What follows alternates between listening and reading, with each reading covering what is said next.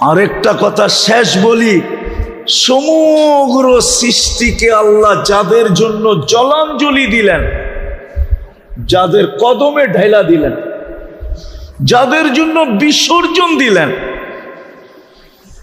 সমগ্র সৃষ্টি মানুষের জন্য বিসর্জিত। বুঝাইলে বুঝবেন। ওলামা আছে এখানে, ওলামা আছে এখানে, বুঝাইলে বুঝবেন। ওলামা আছে, কোন সৃষ্টির কোনো বিনিময় নাই। কি নাই? কি নাই? কি নাই? বিনিময় নাই, প্রতিদান নাই, সওয়াব নাই, কোন সৃষ্টির কোনো প্রতিদান নাই। চাই সে জিবরিল হোক, চাই সে মিকাইল হোক, চাই সে ইসরাফিল হোক, চাই সে আজরাইল হোক, চাই সে আরশ বহনকারী ফেরেশতা হোক, হুজুররা বলুক প্রতিদান আছে কিনা? কোন সৃষ্টির কোনো প্রতিদান নেই। অথচ 24 ঘন্টা 1 সেকেন্ডের জন্য কেউ আল্লাহকে ভোলে না। মা মিন শাইইন ইউসাব্বিহু বিহামদি রাব্বি, 24 ঘন্টা আল্লাহর গুণগানে রত, কিন্তু কোনো বিনিময় নাই। আপনি সুবহানাল্লাহ বলতে দেরি, সৌরজগতের অর্ধেক জায়গা নেকি দিয়া ভরতে দেরি হয় না। আপনি আলহামদুলিল্লাহ বলতে দেরি, বাকি অর্ধেক নেকি দিয়া ভরতে দেরি হয় না। দুটা একসাথে বলতে দেরি, সুবহানাল্লাহ আলহামদুলিল্লাহ, পুরো সৌরজগৎটা নেকি দিয়া ভরতে দেরি হয় না। হায় হায় হায় হায়, ওই মানুষটা আজকে আল্লাহর চেয়ে সবচেয়ে দূরে। অথচ সারাদিন নুন খায় কার? কার? কার? যুবক সারাদিন নুন খায় কার? আর জান লেখে কাকে? ও তো একবারও এই কথা লেখে না, আল্লাহ তুমি আমার জান। একবারও তো লেখে না আল্লাহ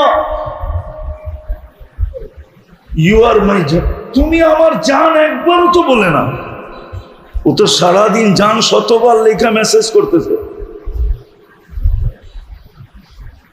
আফসোস তো এটাই, ভাবেন বেশি দিন এখানে থাকা যাবে না।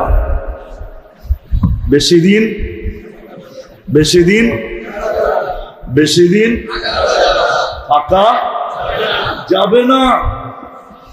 আর এইখানে মন চাইলেও বেশি খাওয়া যায় না। উদাহরণ দিব, রাগ হবেন না তো? আপনার ঘরেই আপনি ডেলি 5 বেলা খায়া দেখেন, গড়ালারা করবো কবের থেকে রাক্ষস হইলা। আপনারটাই, আপনার কামাই, আপনার পয়সাই, ডেলি ঘরে 5 বেলা খান, গড়ালারা কি বলবে? পেট না কি? তুমি রাক্ষস হইলা কবের থেকে? ওরা 5 বার খান, এটাও পছন্দ করে না। করে পারবেন 5 বার খাইতে? চাইলেও তো খেতে পারবেন না। কেন? সবাই বলবে এটা রাক্ষস হইল কবে। মানলাম আপনার ঘরে কাপড়ের অভাব নাই, ডেলি 4 বার চেঞ্জ করেন, 2 দিন 3 দিন 1 সপ্তাহ পরে সবাই আপোষে বলতে থাকবো সমস্যা হইল নাকি? সমস্যা হইল নাকি? নাইলে ডেলি 5 বার কাপড় চেঞ্জ করে কেন? কি কি? তাহলে বুঝা গেল এখানে বেশি থাকাও যায় না। মনে চাইলো বেশি খাওয়া, সবকিছু থাকলেও বেশি পড়া। কয়দিন এখানে থাকবেন? চলে তো যাবেন। কি হবে? চলে তো যাবেন। একটু কমাও, একটু কমাও, চলে তো যাবেন। কালকে এই চেহারাটা কি করে দেখাবেন বলেন? কি করে এই চেহারাটা কালকে দেখাবো? আল্লাহর কাছেই তো যেতে হবে। এটাই তো ঘোষণা দিছি যেন প্রত্যেক নিয়ামতের হিসাব তোমার থেকে নিব। যদি তুমি হিসাব মিলায়া না আসলে, হিসাব যদি মিলায়া না আসলে, তাইলে প্রত্যেকটা নিয়ামতের হিসাব তোমার কাছ থেকে নিব নিব নিব নিব নিব। সময় কতদিন লাগবে ওটা পর্যন্ত বলে দিছে। হতে পারে 60 বছরের হিসাব দিতে 50,000 বৎসর লাগতে পারে। বলছে 60 বছরের হিসাব 50,000 কেন লাগবে? আপনি বলেন ডেলি আপনি শ্বাস নেন 1,60,000 বার। শ্বাস প্রশ্বাস কয়বার? হ্যাঁ, মাসে কতবার? বৎসরে কতবার? 60 বৎসরে কতবার? ডেলি অক্সিজেন নেন 550 লিটার। মাসে কত লিটার? বৎসরে কত লিটার? 60 বৎসরে কত লিটার? এরকম একটা একটা যদি খোলা শুরু করি, তাহলে আপনি নিজেই বলবেন 50,000 বৎসর লাগারই কথা। 50,000 বৎসর লাগবে নেয়ামতের হিসাব দিতে। যদি নিতে শুরু করলেন, আজকে যদি আমি না জমাইলাম, যাক আমি কথা গুছায় নিয়ে আসতেছি। মানুষের স্বভাব থাকা সত্ত্বেও উচিত ছিল সবচেয়ে বেশি আল্লাহর কাছে হওয়া। কেননা 24 ঘন্টায় আমরা আল্লাহর মুহতাজ সবচেয়ে বেশি। শ্বাসে শ্বাসে মুখাপেক্ষী, কদমে কদমে মুখাপেক্ষী, মুহূর্তে মুহূর্তে মুখাপেক্ষী, দানায় দানায় মুখাপেক্ষী, সর্বক্ষেত্রে আমি মুখাপেক্ষী। উচিত ছিল আল্লাহর কাছে হওয়া। কিন্তু আফসোস, মানুষের পিছে তো দৌড়াইতে পারি, স্বার্থের কারণে মানুষের পিছে তো দৌড়াইতে পারি, জুতার পরে জুতা ক্ষয় করতে পারি, মাসের পর মাস দৌড়াইতে পারি, নিজেকে বিলীন পর্যন্ত করে দিতে পারি। অথচ আফসোস, কাছে করার জন্য আল্লাহ ডেলি 5 বার ডাকে। কয়বার? আল্লাহ কেন ডাকে? নামাজের জন্য। কি বলেন আপনারা? নামাজের জন্য ডাকে? হ্যাঁ, আমাদের নামাজ কি? রাগ হয়ে যাবেন? বলবো বলবো বলবো এইখানে একজনও নাই আলেম ওলামা ছাড়া যে 2 রাকাত নামাজ কোনো হুজুরের কাছে যায়া এই কথা বলছে, হুজুর আমি 2 রাকাত নামাজ পড়ব, আমারটা সঠিক না ভুল আপনি 2 রাকাত পড়ার পরে আমাকে লেখা দিবেন। এরকম সত্যায়িত এখানে 2 রাকাত নামাজ পড়া কেউ করেন নাই। করছেন? হ্যাঁ, তাহলে আপনি কি নামাজ পড়েন? আজ পর্যন্ত তো সত্যায়িতই করলেন না। প্রতি মাসে তো চেক আপ করেন, বৎসরে 1-8 বার তো করেন। ডায়াবেটিস আলারা তো 3 মাস পর পর র্যান্ডম দেখে যে 3 মাসে আমার ডায়াবেটিস গড়ে কত ছিল, ওটা তো ডাক্তার ভাই বলে। 6 মাস পরে পরে আপনি টেস্ট করেন ডায়াবেটিসের কারণে আপনার কিডনি কোনো সমস্যা হইতেছে কিনা। এইগুলো তো চেক করতেছি পয়সা দিয়া, বিনা পয়সায় কোনো হুজুরের কাছে তো যা দাঁড়ায়া 2 রাকাত নামাজ পড়া আজ পর্যন্ত সপ্তাহিত করে করলাম না। তাইলে বলেন আমার নামাজটা কিরকম? রাগ হয়ে গেলেন?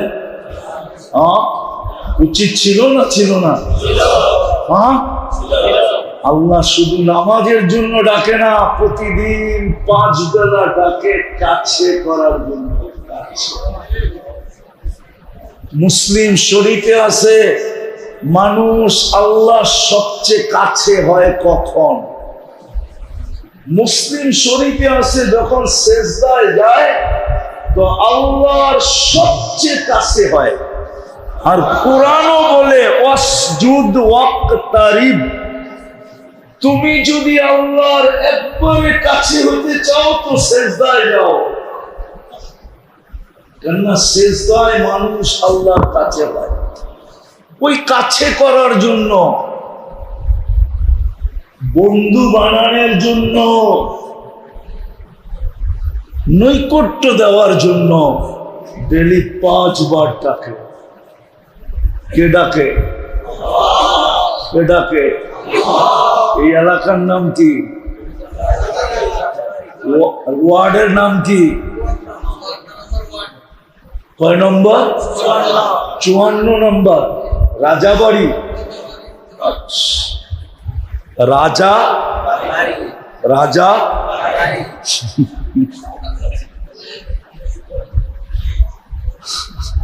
হাসানের জন্য বলতেছি না, ডেলি 5 বার কে ডাকে? কেন ডাকে? কাছে করার জন্য, বন্ধু বানানোর জন্য। বন্ধু, হ্যাঁ, বন্ধু বানানোর জন্য ডাকে।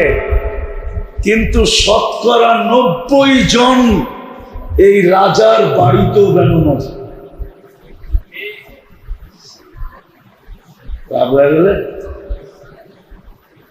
শতকরা 90 জন না কি? 5 ওয়াক্ত নামাজি কয়জন এই এলাকায়? 10%। আমি ধরলাম 10%। 90%ই নামা মসজিদে আসে না,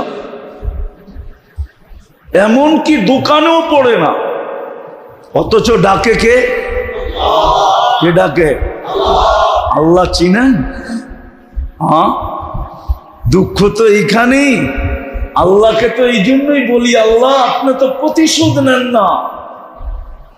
আপনি যদি দুনিয়া আলাদের মতো প্রতিশোধ নিতেন, যে বিমুখ হইতে দেরি, থাপ্পড় আসতে দেরি হয় নাই, গুনাহ করতে দেরি, সাইজ করতে দেরি করে নাই। আল্লাহ তো সাইজ করে না, অপেক্ষা করে। কি করে? কি করে? কি করে? অপেক্ষা করে। আল্লাহ শাস্তি দিতে চান না, এই জন্যই তো অপেক্ষা করেন। ডেলি 5 বেলা কে ডাকে? কোন আল্লাহ? আরে বলেন না, আল্লাহর পরিচয় জানা আছে? আল্লাহ নিজের পরিচয় দিছে। পরিচয়, সবচেয়ে বড় পরিচয় যেটা আল্লাহ দিছেন, যে দুনিয়ার পদস্থ মানুষের পিছে ঘুরতে ঘুরতে ঘুরতে ঘুরতে ঘুরতে তোমরা সবকিছু খোয়ায় ফেলতেছ। হয় আবার কিভাবে বসবেন আমি জানি না। 2020-এর এক কাহিনী আমাকে কাঁদায়। বাংলাদেশের সবচেয়ে প্রথম সারির শিল্পপতি ডাক্তারের টিমকে বলছিল যে আমাকে স্বাভাবিক শ্বাস নিতে দাও, আমি আমার এন্টার কোম্পানি তোমাদের নামে লেখা দিব। পেপারে আসে। কিন্তু আমাকে কাঁদায় কেন জানেন? আমার মন বলে ও যদি উপরের দিকে হাত উঠায় বলতো, আল্লাহ আমাকে স্বাভাবিক শ্বাস নিতে দেন, আমি এন্টার কোম্পানি আপনাকে লেখা দিয়া দিব, আমার বিশ্বাস আল্লাহ বাঁচায় দিতেন। যদি বলেন আপনি প্রমাণ পাইলেন কোত্থেকে, তাহলে আমি প্রমাণ দিই। কারুন যখন দোষতে ছিল, মুসা আলাইহিস সালাম জমিনকে হুকুম দিতেছিল আর কারুনকে জমিন দশাইতেছিল। সর্বশেষ মুসা আলাইহিস সালাম হুকুম দিছে যে পুরাটা ভিতরে নিয়ে আনে। কারুন একটা চিৎকার দিছে, মুসা বাঁচা। তো আল্লাহ পরক্ষণে বলছিলেন, বিইজ্জতি ওয়া জালালি, আমার ইজ্জত আর জালালের কসম, মুসা আলাইহিস সালাম তোমাকে এতবার বাঁচাইতে বললো, তুমি বাঁচাইলে না। আমাকে যদি একবার বলতো আমি বাঁচাইতে।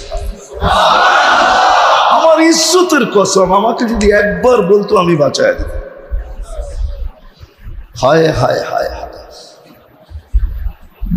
এই কথার থেকে যদি ডাক্তারকে না বলে ডাইরেক্ট আল্লাহকে বলতো, আমরা তো আল্লাহ চিনি না, সমস্ত দুনিয়ার পদস্থ মানুষ চিনি, তো আল্লাহ নিজের পরিচয় দিছে।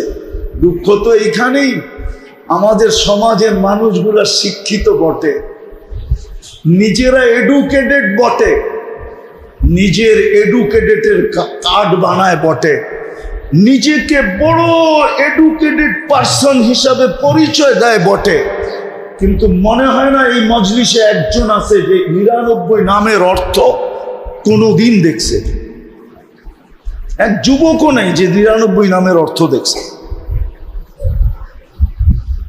রাগ হয়ে গেলেন?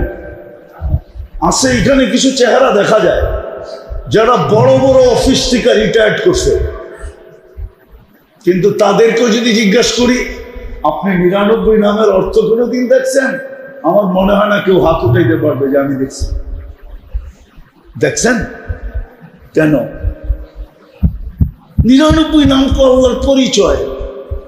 আপনারা যেরকম অফিসের সামনে পরিচয়ে প্লে কার্ড লাগায় রাখেন, যাতে আপনার অফিসে ঢুকার আগে সে ভাইবা ঢোকে যে এটা কার অফিসে ঢুকতেছি।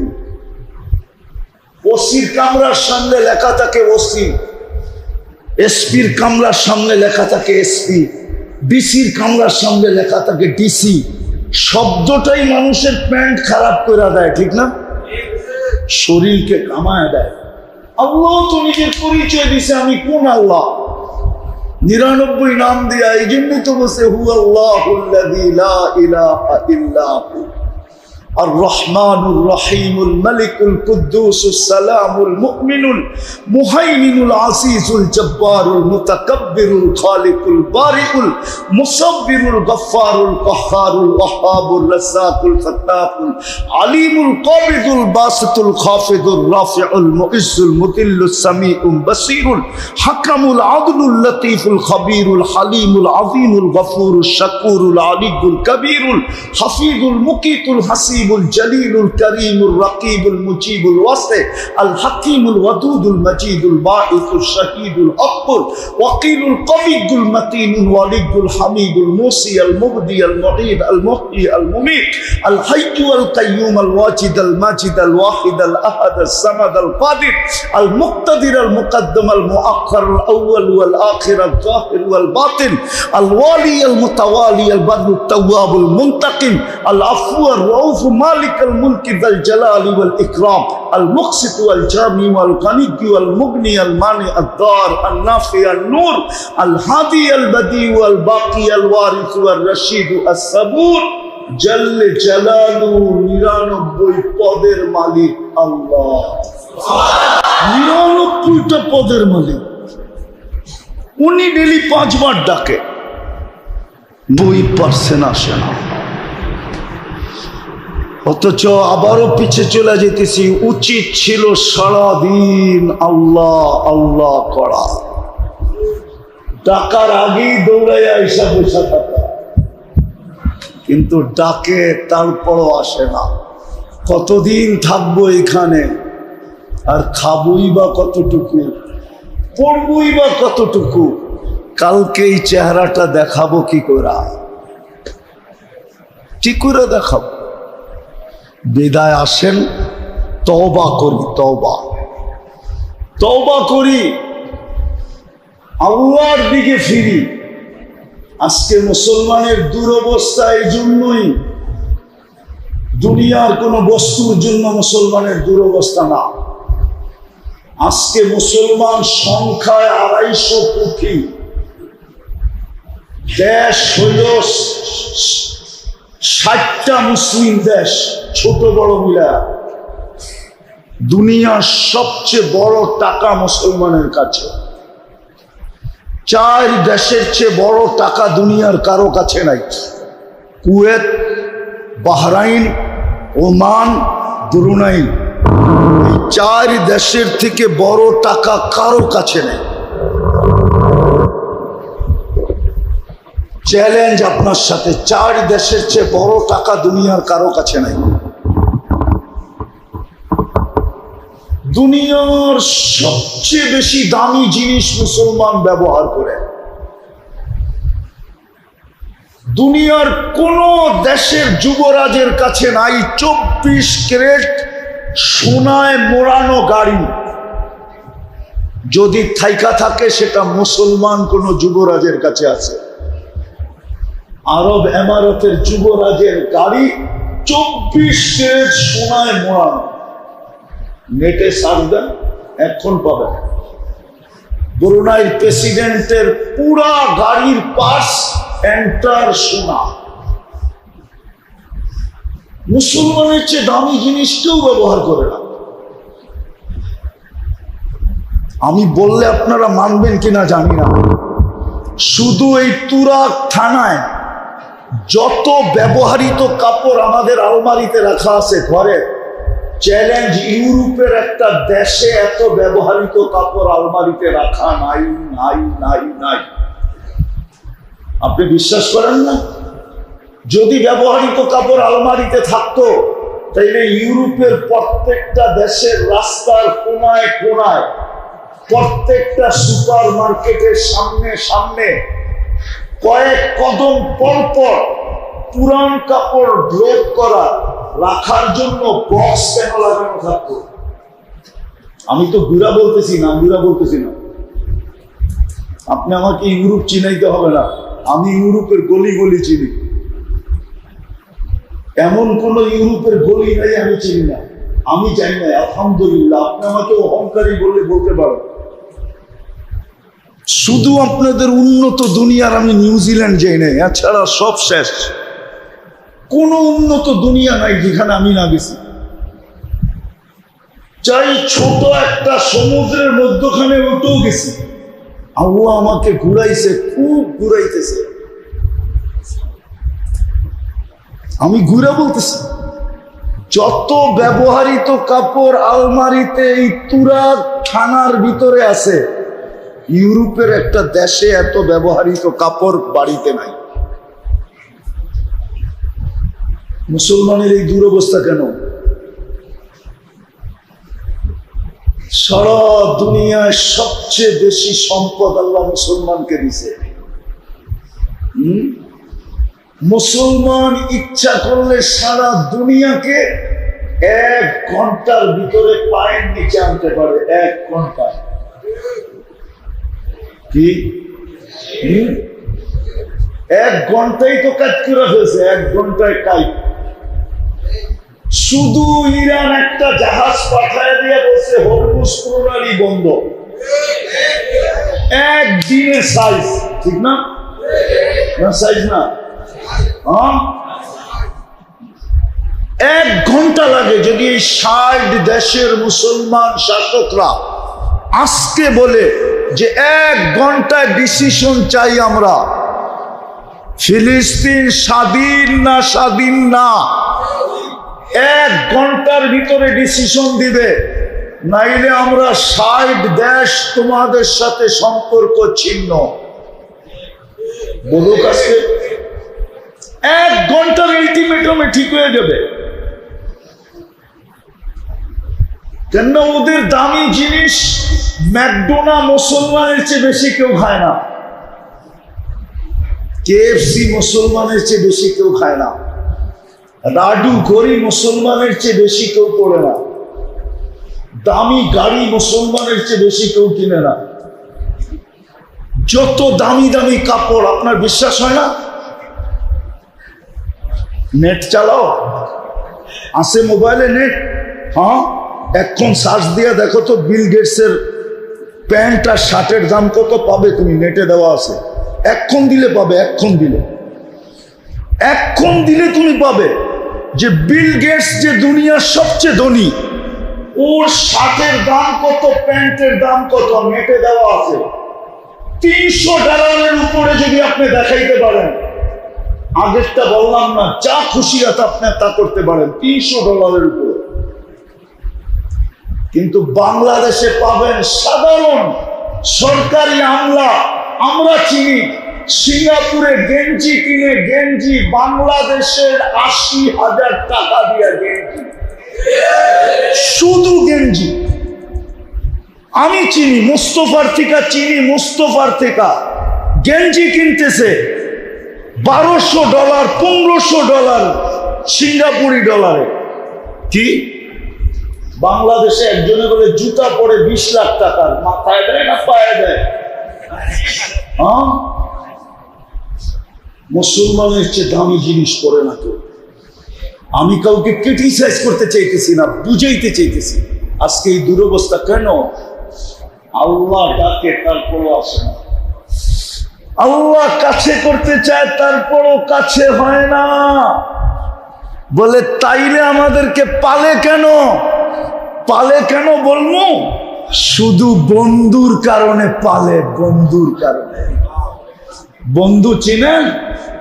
মুহাম্মদুর রাসূলুল্লাহর কারণে পালতেছে। ওনার সাথে অঙ্গীকার ছিল আপনার উম্মতকে সমূলে ধ্বংস করব না, আমি পালবো আপনার উম্মতকে। শুধু পালবো না, রাত্রে ডাইকাও গুনাহ মাফ করবো। এখনই ডাকতেছেন, এখনই। রাতের 3 ভাগের 1 ভাগ অতিবাহিত হয়ে গেছে। আজকে 4:14 ফজর শুরু হবে, এখন বাজতেছে 10:20। 3 ভাগের 1 ভাগ অতিবাহিত হয়ে গেছে। আল্লাহ প্রথম আকাশে ডাকতেছে, হাল মিন মুস্তাগফির ফাগফির লা, কে আসিস মাফ চাবি, আমি মাফ করে দেব। শুধু বন্ধুর কারণে বলতেছেন।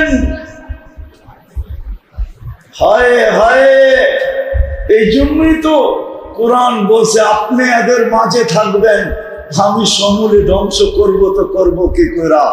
বন্ধু এখনো মদিনা মুনাওয়ারায় আছে, রওজায়ে আতহারে আছে না? নাই? বা হায়াত আছে, ঠিক না? হায়াতুন নবী না মামাতুন নবী? রওজায়ে আতহারে এখনো বা হায়াত। এই জন্য বেঁচে গেছি, নাইলে আমরা বাঁচার কথা না। আসেন তওবা করি, আল্লাহর দিকে ফিরি।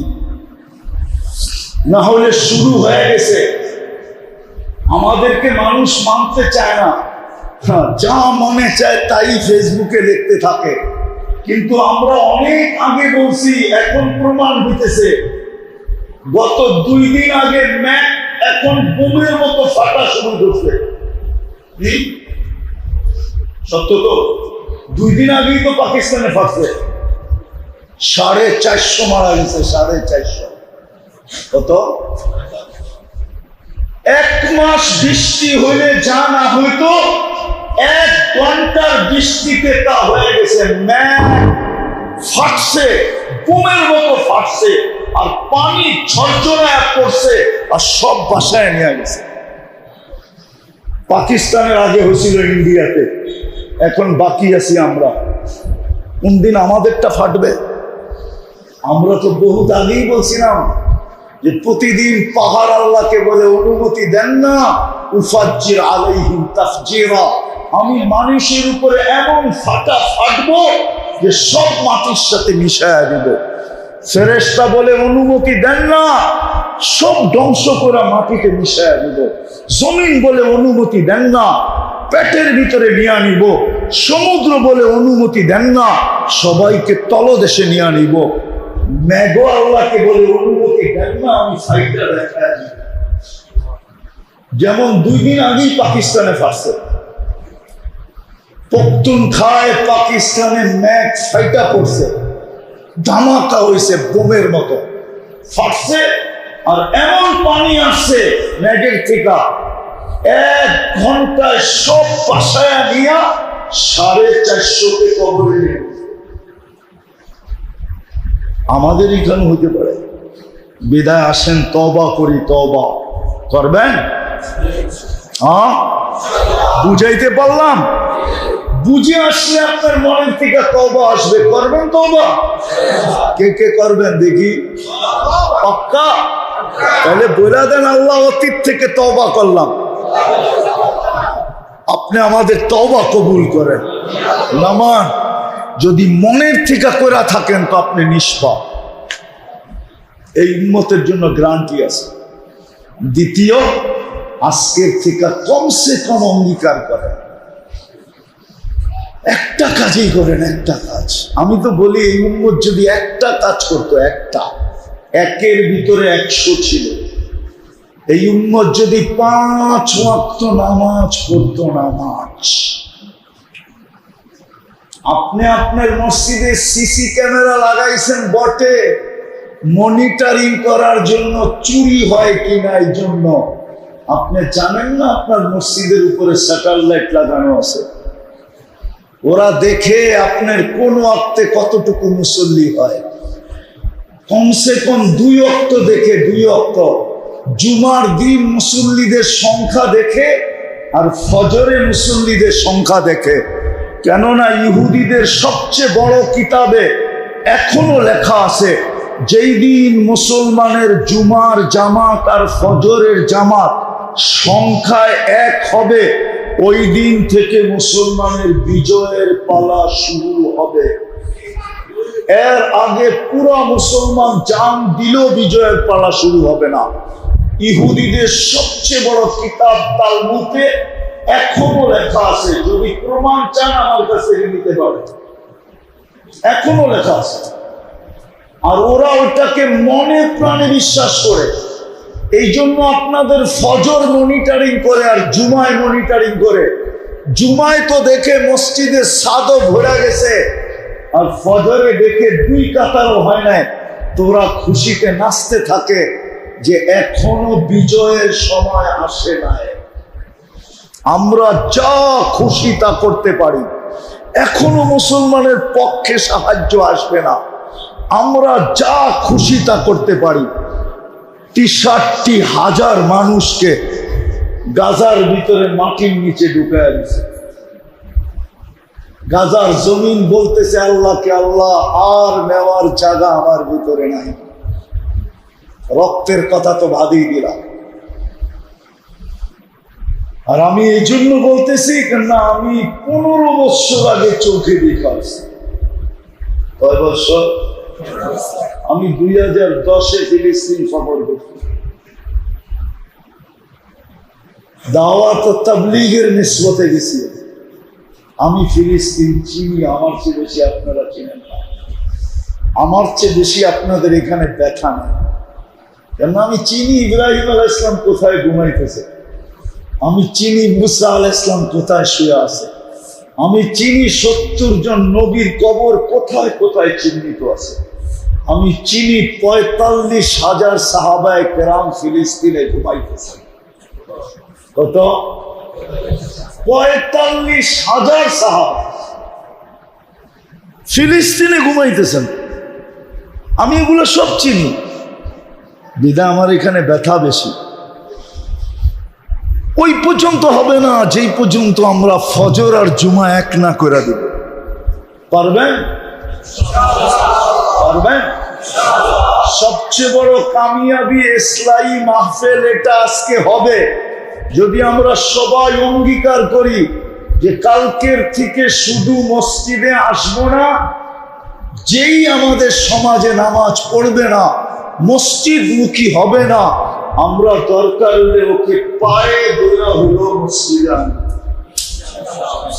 পারবেন?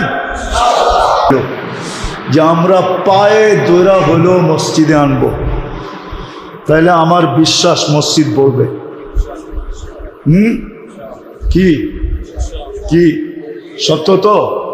হ্যাঁ, কেননা আমরা দেখছি যতক্ষণ পর্যন্ত যুবকরা না নামছে ততক্ষণ পর্যন্ত আমরা কি কি কি আমি যদিও ছিলাম না দেশে, 5 তারিখে আমি ছিলাম না,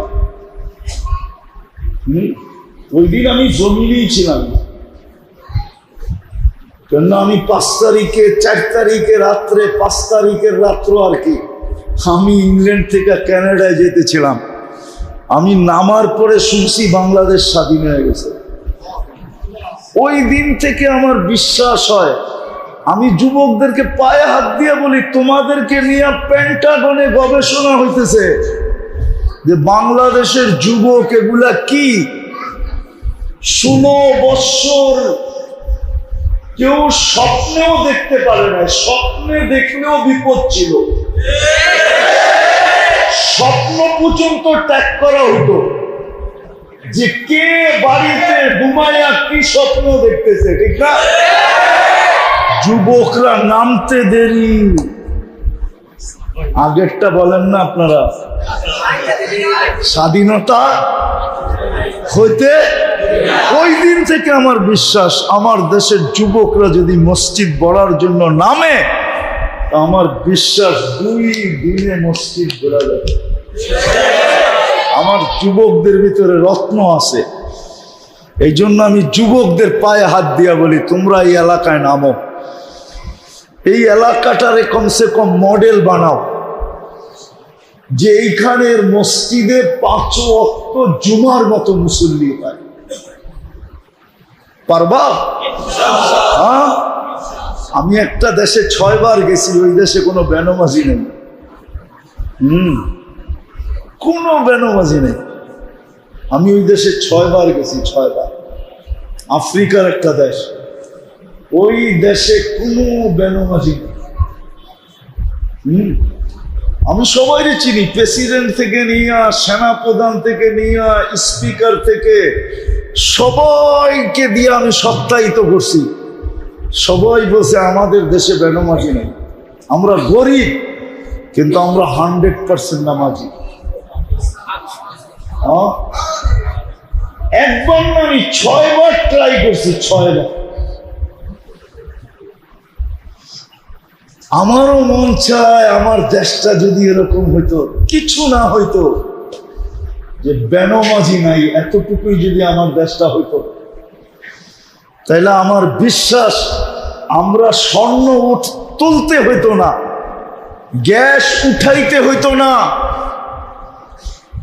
আমাদের দেশের মাটির নিচে রত্ন উঠাইতে হইতো না, মাটি উঠায়া আমাদের হাতে উঠায়া।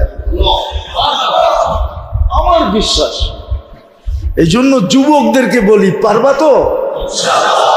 পাক্কা নামাজ পড়বো এবং হাতে পায়ে দৌড়া হলো পড়াবো।